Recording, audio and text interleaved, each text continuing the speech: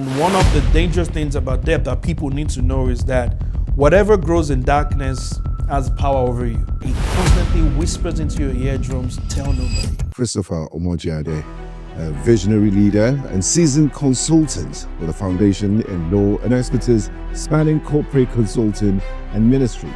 Chris has empowered countless clients across industries to achieve transformative success. Leaders that lack humility never do well.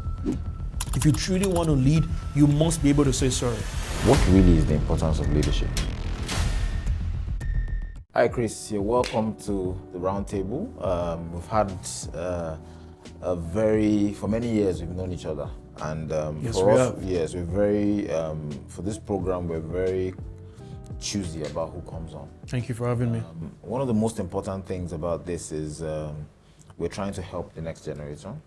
We also want to make sure that the mistakes we've made, they could topple over and have mentorship. Many people look for mentorship and they can get mentorship from afar. Yeah. I've gained from mentors that don't know me, Yeah. but I've been able to learn from them. Yeah. And I feel this is important with the age in which we're going to Good go. Where I stuff. will start from, we're going to be a bit vulnerable here. Okay. Where I'll start from is we know the history of a lot. Everybody has a story. Yes. You definitely have a story. Most definitely. And you've evolved from, I've seen different parts of you. I've seen you as a lawyer, I've seen you as a minister, I've seen all of that. And what I feel I need to pinpoint is leadership. You brought the great John Maxwell to this country. How did that go? How did you make that happen? So I remember then I used to have a company called Atrium Consultants, and we were consulting for SMEs and a few organizations. And my former partner at the time, Mr. Yomi Williams, we were sitting in our office on Ajose Adeogun one day when I was reading a book. And he said, why don't we just put together something for young people that we think can really, really make an impact? Because clearly they're not going to listen to a lot of our own leaders anymore. So I bring out my laptop and I send an email to the John Maxwell company. Then it was a lady by the name of Peggy, who was his secretary at the time. I don't know if she still is. And I said, we're trying to bring John Maxwell into Nigeria. And I get asked loads of questions, like, what do you do? How long have you been in this business? It's going to cost you quite a lot and all of that. And because I think I was built with the still desire to, regardless of the price, that go for everything. I mean, it's got me into trouble a lot of times, but I feel that it's God-given as well. So we got a yes from John, saying he was excited at the fact that we were that young and wanted to pull it off. They gave us a king's ransom to pay, bring in John.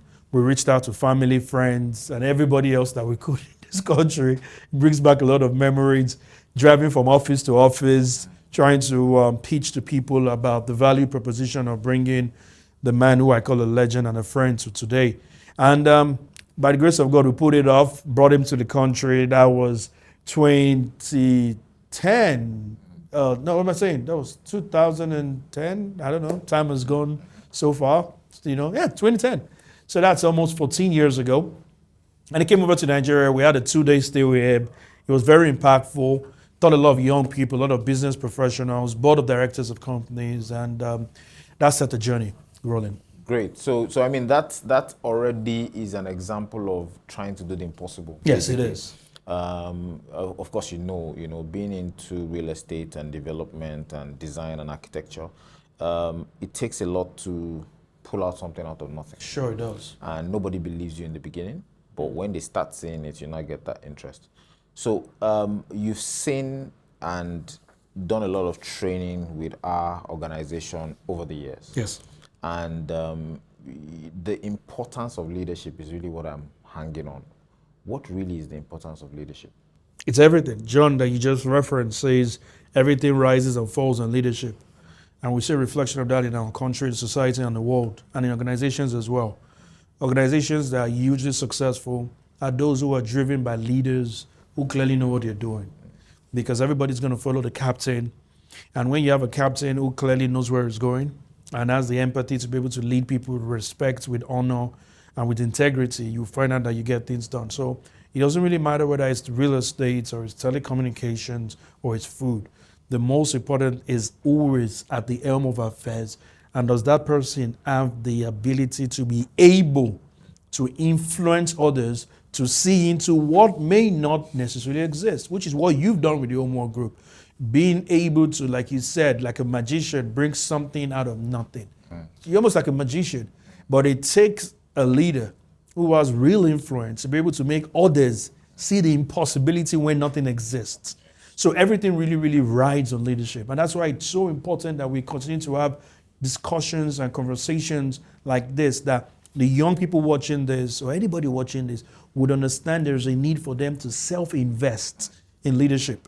Like you rightfully said at the beginning, there are mentors all around, mentors that you know up close and personal, mentors from afar. Many of my mentors I've never met. Yes. They're on YouTube, they're on my bookshelf in my library, they're on clips on Instagram.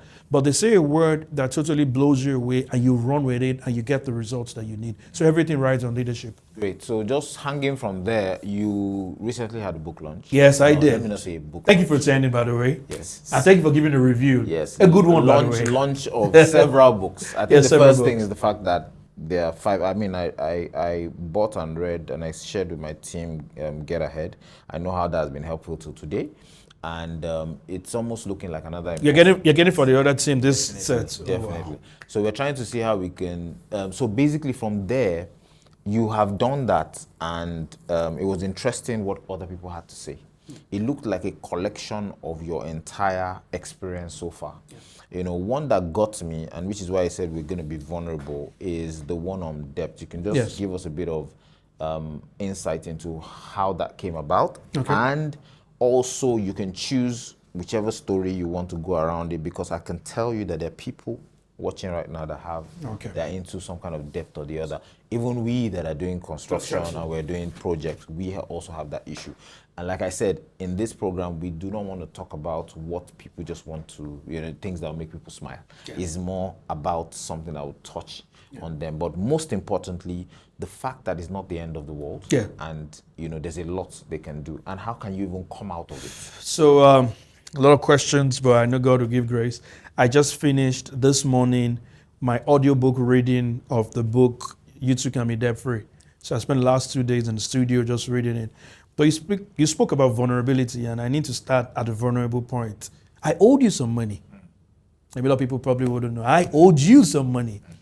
And I remember that very morning waking up and coming to your office to try and discuss about that debt. And you so gracefully and graciously wrote it off. Something that I would never forget, and something I internally owe you for. And when people get on a debt journey, they need to understand that they are dealing with a monster that will take no prisoners.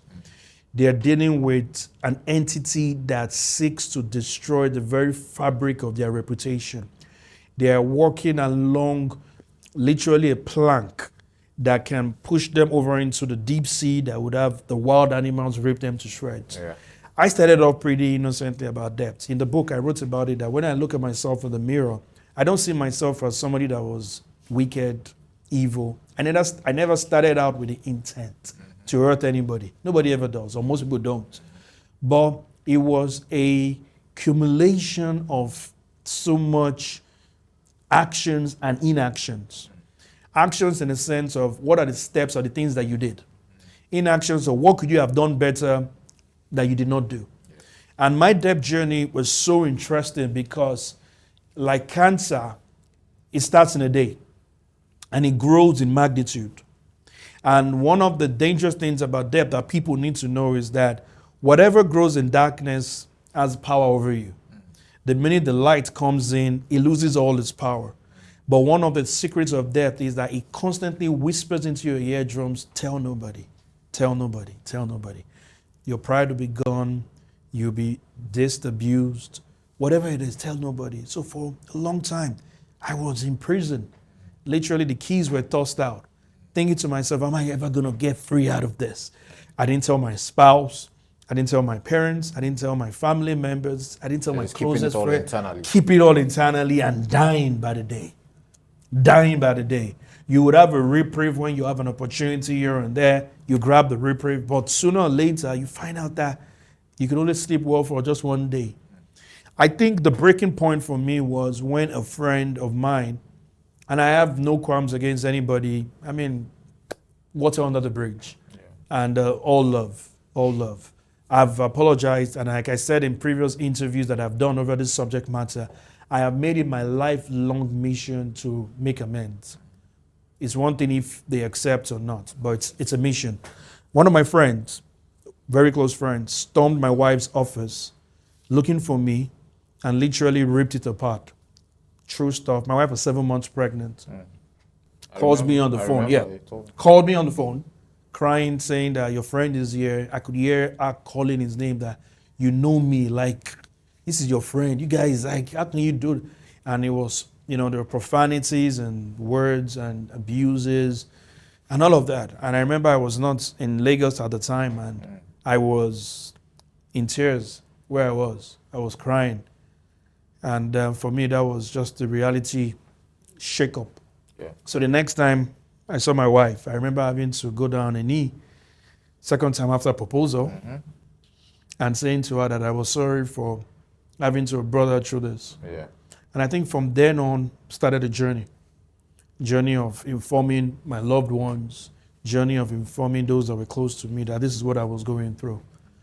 So what started off as what would have been the most difficult part became the most refreshing part, because after that, I started getting help that I needed. That's what you meant by keeping silent. Keeping silent. I started getting help from people who, I remember reaching out to a lady who wrote a book on debt and saying that I am walking down this road, forget all the beautiful things you see and read about me, I need your help.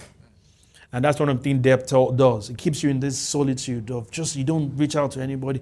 And she helps me. One of the things advices she gave was, reach out to a professional that can help you put this in perspective.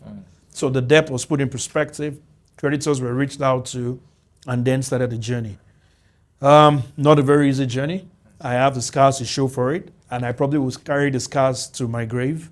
My son picks up a book and asks, Dad, you wrote this book, what does debt mean?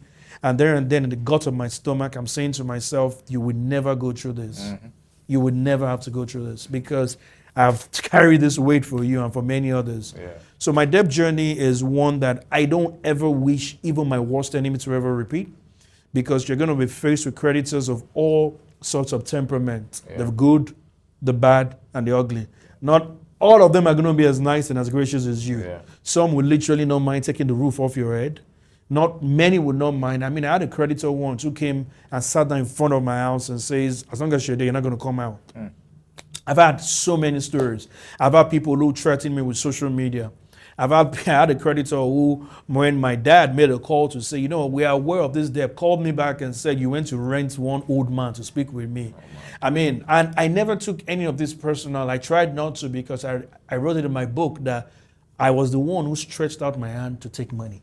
So I should be willing to stretch out my hand to take whatever insults comes with it. So I soaked a lot of that. But my health suffered, my marriage suffered, my relationships suffered, my friendships suffered. So much of me suffered. I couldn't even make sense of my existence or reality of who I was. But once that light came in, the journey began.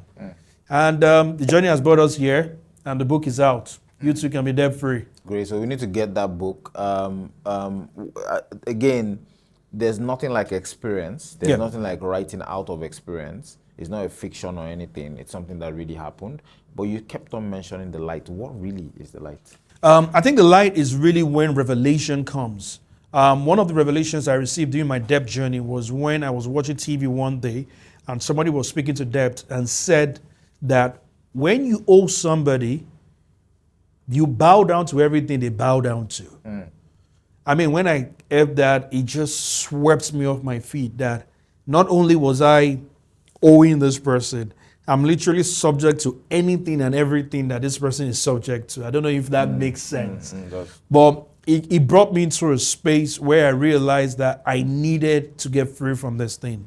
I could no longer live my life in fear. Which is a real thing. It's a tangible thing, not knowing what the next day brings. You will literally wake up not realizing what somebody could do. You need to watch your back. You need to watch your back and worried about calls. If you have a call that is a number you don't know. And one of the things that I spoke about in the book, as regards anybody that finds themselves in debt, is never run away from the creditors. So I always let my line open. I was never missing. It was one of the most difficult things to do. No matter the amount of insults that were being poured at me, I would soak it all in, but I would cry after I was done. I would want to smash my phone and say, how did you get here? From this to this, those who gave you so much regard, so much respect, trust. How did you betray all of this? Your loved ones and all. So the light really is any form of truth that you're allowed to embrace the darkness.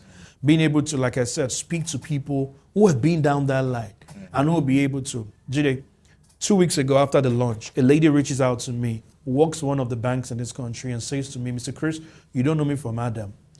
My salary is less than 300,000 a month and I am in debt of 12 million. I don't know what I'm going to do. My marriage is on the rocks. If they present one of my checks, I lose my job. I need help. And one thing about this debt journey, when I started it, I thought it was all about me. I have realized that it is nothing to do with me. Yes. I've received tons of messages and emails from people who are neck deep in debt. A friend of mine goes up to a church service, comes to my house on a Saturday morning by 8 a.m. and says, Chris, I'm outside your house. I need to see you. So I dress up and I go out. My wife first problem. I said, so and so person is outside. The person says, what I'm about to say is going to sound crazy to you, but please just hear me out. I'm in trouble. I spent the night out of the house. I went to one of the church grounds. Strangely, the only name I could hear in my ear was your name. And I thought to myself, what do you mean? What's the problem? And it says, I'm in debt. I'm like, oh, that's why you're hearing the name. Hold my hand. Let's run this journey. So I realized that my debt journey really, and this is no disrespect to my past creditors. Like I said, they didn't do anything wrong than give trust. But I realized that I needed to carry this burden, like the pilgrim, so that others can be free. Absolutely. And it's a journey that I'm ready to run with. Absolutely. So, Chris, this reminds me of some of the toughest times I've gone through in business. And I've seen what it has. I mean, if they told me that, oh, you're going to be a great developer, but the government is going to bring down your building someday, I would stop and say, I don't want to do that business. Or if they tell me that that's the journey that I need to take, you know. So when this happened to me at one of my projects in Banana for no reason, it was crazy, but it made me meet the right people. It made me understand how it works. And it's also something that I tell others, you know. So this is just something that stems out from what you're saying. And I'm so after the fact that I know that a lot of people watching this, just like your friends called you, it will resonate with them, you know. And it's a big breakthrough. I already know that's why the book. That's why. And unfortunately, Jide, you know, another problem that we have is that we found ourselves in a space in this country where there's a proliferation of loan apps. A lot of people, even students, are owing millions without their parents knowing. In fact, one of my barbers, I always tease him. Every time I cut my hair, he gives me a new name and a new account to pay. Yes, because and I'm like, does your name change every week? They have those text messages. Yeah, those text. So he just moves from app to app to app. This, I'm not going to give free press to the, but you know the names. You know, and I'm thinking to myself, Jide, there is a ticking time bomb when it comes to debt in this country. What we used to see in the Western countries and laugh at and say, well, we're a cash country, we don't owe, has changed dramatically. And the people do not have the discipline and the intentionality to be able to protect their dignity, their reputation, and their names. We're going to have a country that's going to be filled with a generation of debtors. And it doesn't all go well for anybody. It doesn't all go well for the family unit. It doesn't all go well for the individual. Jide, there's a spike in suicide rates of people owing. Yes. Yeah. People are literally taking their life as a last resort, that I'm owing, there's nothing else. But I'm here to tell you that there is hope. Okay, so we'll take a little bit of a twist. You have, I'm a man of faith. And I think I dare say that is what has driven me, you know, because again, I told you about seeing something that nobody can see and then you move on and you just speak to it. I recall one of the largest malls that we are doing right now, trying to go to another commercial development. I recall going there with my team and signing. And my lawyer looked at me because... Like, what are you doing? He was like, do you have the money? And the way I was talking to this guy, I said, look, so we're going to build this, it's going to be 5 floors. We're going to do this, we're going to do that. What made me say all of that is because it has been done several times. Yeah. And I walked out of there and we were like shaking and like, okay, you're supposed to give this guy 25 million tomorrow. And I'm just looking and laughing, right? Yeah. And today that is something that is standing. Well done. So faith is key, right? Yes, it is. And I want you to speak into that, going into ministry, faith, that word faith. What do you really have to say about faith? It is when the abstract becomes tangible. Everything we see in our physical, three-dimensional world is first a product of the mind. The more you just built, which I know will be commissioned shortly, was first a product of your mind. And what brings the bridge between what is in your mind to what people can walk into and shop, that bridge is called faith. There's no other way to describe it. It's for you to travel from, I just thought about this. It's like the books I wrote, the mind. I want to write books, be able to influence generations, tell my story, and transform lives and businesses. The mind. Am I going to be received generously? Are people going to buy the book? Is it going to sell? That's where faith comes in. So being a man of faith and being a minister, I've realized that walking without faith is like walking and staggering in a desert without water. You would be frustrated, you'll be thirsty, and you most likely will die. But faith is what keeps you. I know that as a developer, you've had nights where you've woken up and your amazing wife has said, go back to bed. Mm-hmm. Faith is that one thing that holds you to say, well, this can happen. The world as we know it in your industry and all around is built on faith. The skyscrapers, faith.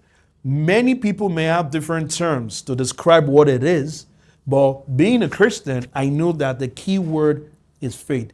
The ability to take and dream and the ability to now build with the hope that what you're doing will be a success. So my entire trajectory, my entire life and everything I do, whether it is individually, with organizations, with individuals, is a function of faith. Without faith, we're nothing. Super. Now, we're about to round up, but again, I need to just tease you in a couple of things. Now, I go back to leadership. I'm trying to start and end with leadership because that's like a phrase. Yeah. So I go back to leadership. You have trained different companies, different industries. And I believe that experience will tell you where this country is going. Yeah. Where is the place of leaders in organizations? How can they impact whatever is happening in this country? Because you have a lot of people that are just jetting off. How can that? Because you say leadership is everything. Yeah. So what do we need to do as leaders of organizations? For me, I've promised myself that I have to be a leader of leaders. Yes.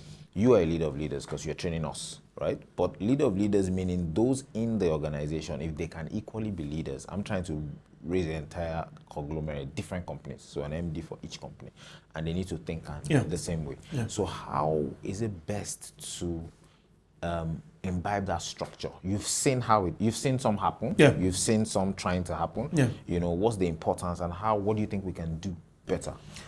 I think it's really all about giving everybody a voice. I found out that the major challenge I noticed that a lot of people feel stifled. They feel that their dissent or their disagreements would not be welcomed by leaders. Across various organizations, if we get to a space where everybody starts to speak, I believe that true authentic leadership is a product of voicing out whatever it is that you're carrying in your soul. When you realize that leaders who you're trying to bring feel like they're bedridden and they don't have an opportunity to be able to stand up and say, this is how I think, you're not going to be able to create leaders. So we've seen where this country is going. The first answer is that we need to have more people speaking. And I believe this, you're in the real estate construction space. The more you speak to the powers that be, to change and influence laws and policies, the better for everybody. The next man who is in the food space, the more he speaks as a leader to those in authority and whatever to be able to influence change, that's the only way we can have that ripple change that this country desires. The more we keep quiet, the more things are never going to get better. Now, going back to your ability to be able to, and kudos to you, in this age and time, being able to still have, I guess that's why faith comes in, being able to create new entities and have new leaders and replicating yourself across board. One of my greatest mentors, a man by the name of Ray Dalio, another example of somebody that I've never met, hope to meet, but has inspired me as well. Ray Dalio owns Bridgewater Associates, and his style of leadership is something that totally just impresses me, because what he does is not only replicates himself in people, he gives them the authority to be able to lead. He gives them the authority to be able to speak up. So in his organization, people have a voice. It doesn't matter whether you're an intern that started yesterday or you're a veteran of 40 years, you have a voice, a good voice. And I think that ability to be humble, that humility, I wrote about it in my book, So You Want to Lead. Leaders that lack humility never do well. If you truly want to lead, you must be able to say sorry. There was a staff of mine who I spoke to a few days ago, and I found myself apologizing because I found out that the true test of leadership is to come down from that high horse and be able to say, I could have done it better, and I will try and do it better. Give leaders their voice. Snatching their voice, all you would not have will be sycophants, yes and no women.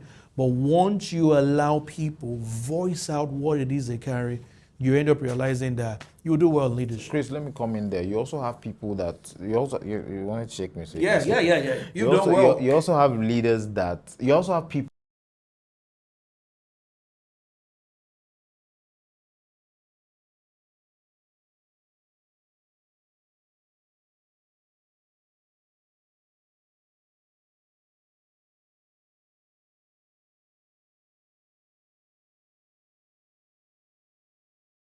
Yeah, right, Chris. So you spoke about people that, allowing people to have a voice. But there's also the part of the wrong voice. So say, for instance, there's an open book and everybody can just write, they can say different things. Because even with leaders, it's tough sometimes to make certain decisions. So if you have so many things, you leave a boardroom with managers just trying to get ideas and everybody just coming in and coming out, you still need to hone down. And so how do you sieve those that for someone like me, it's easy because you allow them to speak and you pick the ideas and see what runs with it. But then again, you don't know if you're making the wrong. And if you do not go by what some of them are saying, it might look as if you're not listening. So how do you find that balance? I think the balance must be subject to the circumstances that a leader finds himself in. In the book, So You Want to Lead, I speak about the Queen Elizabeth I. And I speak to how when she was appointing people to the Privy Council, which is the guiding body that helps the sovereign, she made sure she surrounded herself with people who could speak with her. Now, when you think about the sovereign of those ages, there were people who had so much power, so much authority, and somebody that can off with your neck. But yet, she realized that the success of her reign is going to rest heavily on her ability to soak up what she wants to hear and what she does not want to hear. That balance keeps you grounded. Because once you lose that, you will end up realizing that you will be surrounded by sycophants. We've seen it happen severally, with so many leaders all across various generations. So I think it depends on the circumstance the leader finds himself, but you must build an inner strength, an inner sieve, where what comes to you, like the way you know yourself, you can pick what is relevant and chunk what is not. Yeah.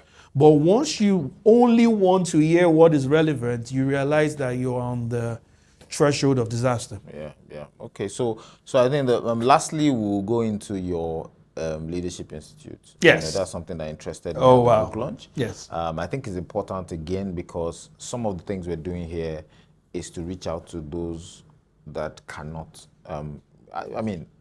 We are working on a learning application, and it's set to disrupt learning, the way we know it.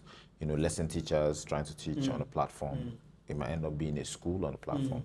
And one of the things that hit us was they are not teaching certain things in school. Yes. Etiquette, Yeah. leadership, Yeah. empathy, Emotional intelligence, finance, intelligence. So money. Yes, so that's important. Yeah. And obviously we're going to engage in that because we need the trainers to be there, and it's the best of the trainers. So the idea is that with something like that, with your institute, what do you plan to do? How are you trying to hit the grassroots? Tell us more about it, because this is also another platform that can speak up. I'm someone that sticks with collaboration, and I feel it's very important for the world to know. How are you? What is it about? Okay. And then what are you? So COLI, Chris Omoijiade Leadership Institute, the main driving force is what you just said, is literally just resurrecting leadership in this country. And we've started and we don't know where it's going to end. But what is the driving force is our ability to see change. We want to be a policy think tank that can be able to influence real change, policy changes. It's almost like when people talk about politics and they say, oh, we want good leaders. I'm quick to always remind them that if the laws don't change, you're never going to get good leaders. So rather than shouting at the top of our voices about some certain things, let's really get to the work of how we can change policy. Once you change policy, everything else starts to fall into place, because policy is like the system around it, the structure around it. Then we can now execute. So what we really want to do is being able to get leadership as a culture, not only to the schooled and the unschooled, but most especially for those who are coming behind. I feel to a large extent that if we don't grab them, we would have another lost generation. Absolutely. It is essential that your kid, my kid, from primary all the way to secondary to university, start learning some of the fundamentals of what makes good leadership. What made leaders work. What made them tick. What were their failings? In my book, one of the constructs I created was, for every chapter, I gave an example of a leader who did well and a leader who did not. So that you can be able to mirror actions and be able to understand that actions have real life consequences. So we're trying our best, first things first, for the formal educational side of things, is to get across to the government, the Ministry of Education, everybody that's a voice that loves Nigeria and loves education. We need to infuse some new elements into the curriculum. That's the first thing we want to do. So we want to be able to do that. Then we also now want to start leadership drives across schools, road shows across universities, clubs in secondary schools and primary schools, where people understand these things. And we're trying to do it via volunteerism platform, where leaders like yourself, they're not just using leaders on a map in their classroom. They're seeing real leaders who are their fathers, real life leaders. Whether you are a policeman or whatever, as long as you're making strides and doing the right thing, you're a leader. Because every time people hear the word leader, they always think about this big office. But leadership is all about influence. There's a woman, for instance, who has been directing traffic along Amadu Bello for years. She's a leader. She just continues, but she's a leader. If that woman stands in front of your car and tell you don't move, you're not moving anywhere. So we want to be able to have people from all walks of life, like yourself, being able to inspire a new generation to say you can lead. You just need to apply these principles. You just need to do what is right. Then for the other side, the young kids on the road who should be in school, who are cleaning windshields and begging for money and everything else, we must find a way. And that's why earlier on I was speaking to the National Orientation Agency, Ministry of Youth as well. There must be a concentrated effort. There must be a collaboration where both in the public and the private sector really come and start to realize that if we do not take care of these children, we are sitting on a ticking time bomb. Just yesterday, we also saw what happened on the news as regards the young ones who were child support. That is your future. That is my future. That is this country's future. We need to pay attention. We need to make them understand that we all own this place. You play a vital part and you are not the forgotten ones. So COLI is trying to bring all those people back to realize that you're not forgotten. Whatever collaborations are out there, we will stretch our hand across the aisle and shake hands. Whatever it will take for us to bring the generation that's coming behind us as one. It doesn't matter your background, your pedigree, where you're from. Just realize that you have a stake in a project called Nigeria, and the only way the project called Nigeria can work is through leadership. Good leadership. Chris Omoijiade, thank you so much. Always a pleasure. It was a pleasure Thank you for having having you. me. Thank you Thank you so very much, sir. much.